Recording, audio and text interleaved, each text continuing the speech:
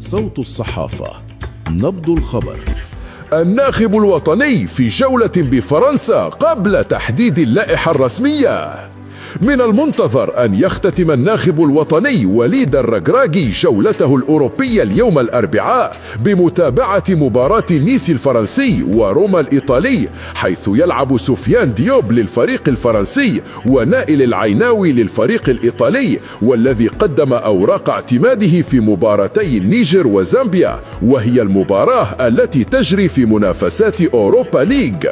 وكان الناخب الوطني قد تابع مباراة باريس سان جيرمان وأتلانتا الإيطالي لحساب الجولة الأولى من عصبة أبطال أوروبا، ثم مباراة باريس سان جيرمان أمام مارسيليا لحساب الجولة الخامسة من الليج 1، ومن خلالها اطمأن على نايف أجرد الذي تألق وسجل هدف فوز مارسيليا.